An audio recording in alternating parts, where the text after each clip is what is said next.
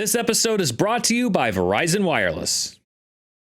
Who's the most powerful cold-powered character in TV and film? We'll treat their movies like their video evidence, make real physicists study them to get hard numbers on their exact amounts of chill, then have our iced-out heroes compete in challenges of our own design to crown one the most powerful. This is Power Levels. When deciding on competitors, 3 came to mind: Elsa from Frozen, Frozone from The Incredibles, and Iceman from the X-Men movies. But while Iceman is an Omega-level mutant in the comics, we need footage. In Future Past, he lasts just one scene, and in the original trilogy, he's an Omega-level turd. So Elsa versus Frozone it is. For our challenges, they'll have to ice slide down the Hudson River, freeze the Statue of Liberty until it breaks, then build an ice sculpture monument to their greatness. Whoever finishes each challenge first gets a point. Most points at the end of all 3 is crowned the most powerful. Let's go. When we begin, they both take off down the Hudson at their top speed. Let's analyze a clip of Frozone to figure out what that would be. During this scene, he passes several cars whose length we can estimate. By dividing the distance traveled by the time, we can get his velocity just under 86 miles per hour. Elsa uses ice to move the fastest in the scene, where she pushes Olaf and her sister in circles. We'll get the distance by estimating the diameter of the circle they make and computing what the circumference would be. Then, after timing how long it takes her to travel that distance, we'll divide the distance by the time to get her velocity. But she's pushing 3 people here, and we want Elsa's solo speed. So we'll need to subtract the average weight of a 5-year-old girl and an object with the density of snow the same size of Olaf from the total weight of all 3.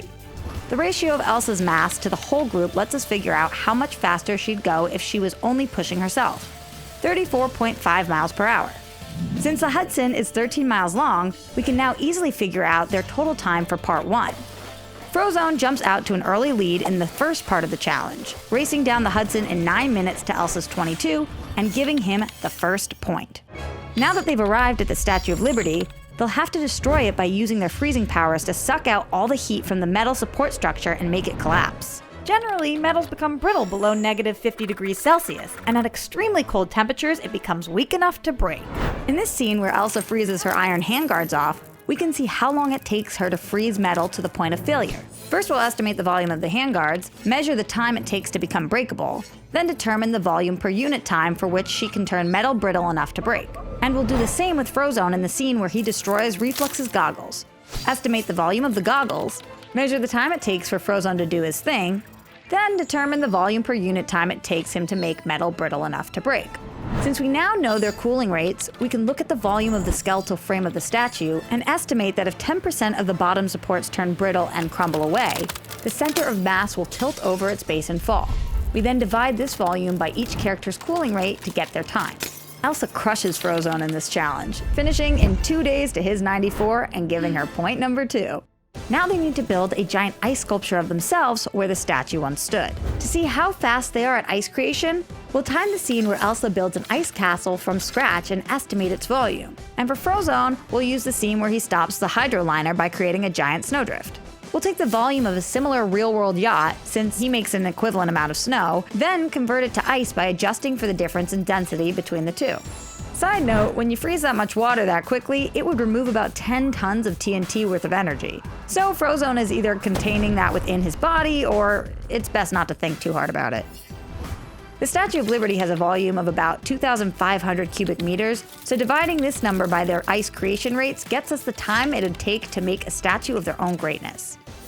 Frozone is more than twice as fast in this challenge, but unlike Elsa, there's no proof he has any artistic ability, so his statue might look kinda janky. Still, speed wins, and his victory in Challenge 3 makes Frozone our super chill overall winner. How about a frosty beverage as a consolation prize, eh? Just for what physicists call funsies, let's check how long it would take her to cool down a lukewarm, non-alcoholic beer.